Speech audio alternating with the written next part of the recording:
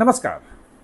आज हम बात करेंगे ट्रंप और मोदी के मुलाकात की, और जो मुलाकात में तमाम चीज़ें हुई हैं, क्या क्या वहाँ पे लोग अलग अलग व्याख्या कर रहे हैं। मोदी को ट्रंप ने कैसे एक तरफ देवदूत भी बना दिया, बताया, एंजल्स भी बताया, टफ भी बताया, किलर बोल दिया। ये तमाम लोगों की अलग अलग ढंग से व्याख्याएं हो रही हैं, अलग अलग समझाने की कोशिश कर रहे हैं कि ट्रंप जो हैं वो प्रेडिक्टेबल नहीं हैं। मोदी ने वहाँ पे कह दिया कि भाई ट्रस्ट जो है, भरोसा जो है, वो सबसे बड़ी चीज़ है आज की दुनिया में और भरोसा होना चाहिए। और वहाँ जो सबसे गैर भरोसेमंद इंसान जो है वो ट्रंप ही थे पूरे G7 में, और उनके सामने ही अगर बोल रहे थे तो कैसे भरोसे की कमी जो है वो उसकी बात मोदी उठाए थे। तमाम चीज़ों की व्याख्याएं हो रही है, उसमें मैं नहीं जाऊँगा। मैं एक नए एंगल से इसको देख रहा हूँ, और वो एंगल ये है कि पिछले अगर कनाडा वाले G7 की आप बात करें, देखें जो इसी वक्त 16-17 जून पिछले साल हुआ था, और अभी का जो हुआ है फ्रांस वाला, तो एक तरह से मोदी के सामने आप झुक करके घुटनों के बल आ गए हैं ट्रंप। मैं सही शब्द प्रयोग कर रहा हूं। अगर पूरे को धीरे धीरे आप एनालाइज कीजिएगा तो आपको समझ में आएगा पूरे घटनाक्रम को, पिछले एक साल में क्या क्या हुआ। अगर उसको बिटवीन द लाइन समझें तो आपको ये बात क्लियर नजर आएगी। आपको ध्यान होगा कि जब वहां से कनाडा से वो अचानक ट्रंप निकल गए और मोदी को उन्होंने अपने जहाज से एयरफोर्स 1 से फ़ोन किया था, तो उसमें उन्होंने कहा था कि भाई आप हमारे यहाँ आइए, बातचीत करें। और प्रधानमंत्री ने मना कर दिया। तो उसमें ये भी कहा था कि आप हमें नोबेल पीस प्राइज़ के लिए जो है रिकमेंड कीजिए, चिट्ठी लिखिए, और प्रधानमंत्री ने वही मना कर दिया था।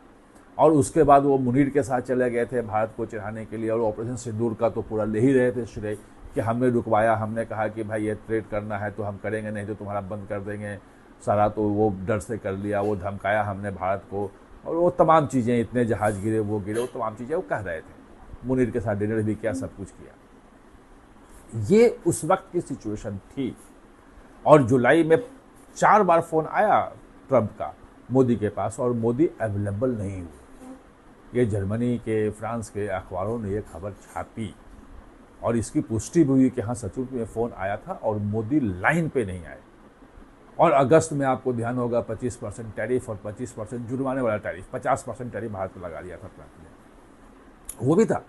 उसके बाद फिर पुतिन, जिनपिंग और मोदी की मुलाकात एससीओ की बैठक में, वो फोटो वायरल तीनों का, पुतिन के साथ उनका गार्ड पे जाना, वो तमाम चीज़ें जब देखा तो अमेरिका में, ये पूरी दुनिया में लगा कि भैया ट्रंप ने अपना एक दोस्त खो दिया है। और जो बातचीत में से रुकी हुई थी ट्रेड वाली, आप देखेंगे कि उसी के बाद सितंबर में 15-16 सितंबर को पिछले साल उनका ट्रेड डेलीगेशन जो भारत आ गया था वो शुरू कर दिया, क्योंकि अजीत डोभाल ने कह दिया था कि कोई बात नहीं, जितना आपको टैरिफ लगाना है, 200% लगाना है, 100% लगा लो, हम 3.5 साल जो है वेट कर लेंगे, ट्रंप जाएंगे, उसके बाद हम बातचीत करेंगे। लेकिन कोई अगर झुका के चाहेगा कि भारत के साथ बातचीत कर लें और भारत घुटनों के बल आ जाएगा, वो नहीं होगा। हम अपनी जगह पे खड़े हैं, और भारत खड़ा रहा। वो आरोप तमाम लगाते रहे, रूस से तेल खरीदने बंद करने की बात नहीं किया अमेरिका। ट्रंप ने जब भी कहा कि भारत जो है नवंबर के बाद शुरू हो गया था उनका सूर कि भारत ने तेल खरीदना बंद किया है, कर दिया है रूस के साथ, लेकिन डाटा जो है इंटरनेशनल ऑयल ट्रेड का अगर देख लें, क्रूड ऑयल का, तो वो दिखा रहा है कि भारत ने कभी रूस से बंद किया ही नहीं। हाँ, अमेरिका से भी खरीदने लगा। अमेरिका से साथ जो उनकी बात थी कि हमारा ट्रेड डेफिसिट है और हमारे पास जो चीज़ है खरीदो, तो अमेरिका से देने लगा। अभी एलएनजी का मेन सप्लायर वो बना है, जो कतर पे जो हमला हुआ और कतर से सप्लाई बंद हुआ हॉर्मुज़ के कारण, तो वो है। और उसके बाद लेकिन तब भी बहुत कुछ नहीं आ रहा था सामने, कई चीज़ें रुकी हुई थी, और लग रहा था कि ये ट्रंप और भारत के संबंध ऐसे ही रहेंगे, वो तमाम चीज़ें चल रही थी। लेकिन इस बीच में आपको ध्यान होगा कि जनवरी में इस साल भारत और यूएई के बीच में ट्रेड डील हो गया। उसके पहले इंग्लैंड के साथ भी हुआ था, ऑस्ट्रेलिया के साथ भी हुआ था, यूएई के साथ भी हुआ था। लेकिन यूरोपियन यूनियन के साथ जो ट्रेड डील है उससे अमेरिका हिल गया। और उसके बाद आप देखो, ध्यान से देखो, तो कोई भी भारत के खिलाफ कोई बड़ा बयान नहीं आया है अमेरिका का, ट्रंप का भी नहीं आया है। एक और परिवर्तन हुआ कि सर्जियो गोर जो है वो राजदूत बन के भारत पहुंच गए, और वैसे वो पूरे दक्षिण मध्य एशिया के वो इन्वॉय भी हैं, राजनयिक हैं, लेकिन अभी तक पिछले 8-9 महीने में पाकिस्तान नहीं गए। पाकिस्तान जो है वो ईरान के साथ मध्यस्थता भी कर रहा है। लोग चर्चा भी आप चैनलों में सुन रहे हैं कि बहुत करीब है पाकिस्तान, और पाकिस्तान पूरा डील कर रहा है, ट्रंप का ये है, लेकिन ट्रंप का सबसे करीबी व्यक्ति जो है, जो राजदूत है, वो पाकिस्तान नहीं गया अभी तक, क्योंकि उसको पता है कि पाकिस्तान गए, वहां कुछ बोला तो भारत के साथ संबंध, मतलब संबंध सुधारने की पूरी जी तोड़ कोशिश जो है अमेरिका कर रहा है कि मोदी खुश हो, भारत खुश हो और संबंध बनाए, और जो ट्रेड वार्ता है वो भी चल रही है। और भारत की शर्तों पे जो रेड लाइन, जो प्रधानमंत्री ने कहा था कि हमारी रेड लाइन है, इस रेड लाइन को क्रॉस नहीं करे कोई, होने नहीं देंगे, जिसमें वो किसान वाला मामला है, खेती का, एग्रीकल्चर नहीं होगा, फिशरीज नहीं होगा, हॉर्टिकल्चर नहीं होगा, ये हम उसमें नहीं कर सकते हैं। आपको जो स्मॉल स्केल इंडस्ट्री है, छोटे मझोले उद्योग हैं, उनके साथ समझौता नहीं होगा, तो वो बाहर है, और उसके बावजूद भी समझौता हो रहा है। तो ये अगर पूरे एक साल के अंतर को आप देखें कि एक साल में पिछले जो G7 की बैठक हुई थी और इस G7 की बैठक है, इसमें बहुत बदल गया। ट्रंप जो बिल्कुल सब पे हमला कर रहे थे, सब पे गुआर भारत को, तो खासतौर पे वही नहीं, उनके तमाम लोग, उनके कैबिनेट के तमाम लोग उल्टा सीधा बोल रहे थे, और अब सफाई दे रहे हैं। भाई मार्को रूबियो जो पिछले दिनों आए थे भारत में, तो उसका बयान आपने ध्यान दिया होगा।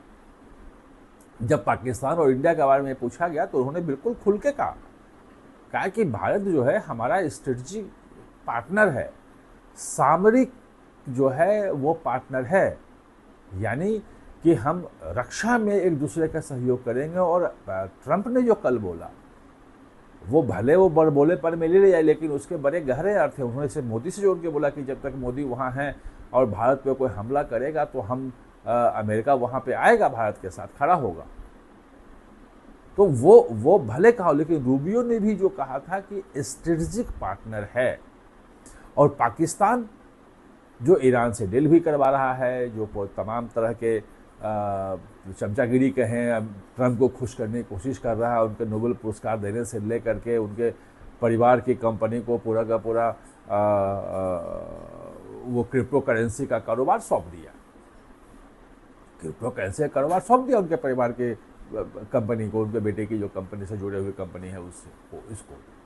उसके बावजूद भी मार्को रूबियो का कहना था कि वो हमारा जो है टैक्टिकल पार्टनर है। टैक्टिकल मतलब कि जब ज़रूरत है, किसी खास ज़रूरत के लिए, किसी उद्देश्य के लिए, उससे दोस्ती है, उसका वहाँ पर उपयोग होता है। और जैसा कि ईरान में अगर वो बातचीत करवा रहा है, वो उसके बीच में मध्यस्थता कर रहा है तो करे, लेकिन वो सामरिक नहीं है, सामरिक दोस्त नहीं है। वो एक बात बिल्कुल क्लियर रूबियो ने कह दी थी। तो ये जो पूरा का पूरा शिफ्ट है कि मोदी को दबाने से लेकर के, कि मोदी को दबा करके हम अपनी बात मनवा लें, बाकी चीज़ें कर लें, भारत को झुका दें, झुका नहीं। जो झुकने की बात है, वो झुकने की बात है ट्रंप की, ट्रंप प्रशासन की। और अब पिछले 6 महीने कम से कम मैं कह सकता हूँ, टोन डाउन तो सितंबर से शुरू हो गया था, जो एससीओ वाली जो मीटिंग थी और पुतिन, जिनपिंग और मोदी की जो पोस्ट वायरल हुई थी, और लगा था कि एक नया अलाइनमेंट जो है, नया ध्रुव बन रहा है तीनों का, और अमेरिका अलग थलग पड़ जाएगा, वहाँ से शुरू हुई थी।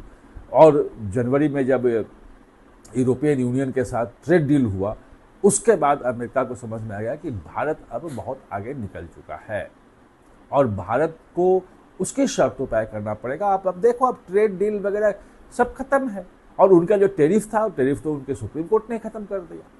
और भारत एकमात्र ऐसा देश था, एकमात्र ऐसा, सभी आप जापान ले लो, साउथ कोरिया ले लो, जिस भी देश के देखो, सभी ने ट्रेड एग्रीमेंट कर लिए थे डर से। एक भारत था जिसने ट्रेड एग्रीमेंट नहीं किया और आज तक ट्रेड पे बातचीत चल रही है। आप सोचो कि वो ट्रंप किस रूप में चल रहे थे और कैसे दुनिया को धमका रहे थे, लगता कि पता नहीं क्या कर देंगे वो। भारत ने आज तक उस ट्रेड डील पे साइन नहीं किया, अभी भी बातचीत चल रही है। ट्रंप ने कहा है कि बहुत जल्दी हो सकता है, जल्दी हो जाए, उसमें कोई बड़ी बात नहीं है, हो जाएगा, लेकिन वो भारत की शर्तों पे होगा। ये पूरी सच्चाई है। आप हमारे साथ जुड़े, इसके लिए बहुत बहुत धन्यवाद।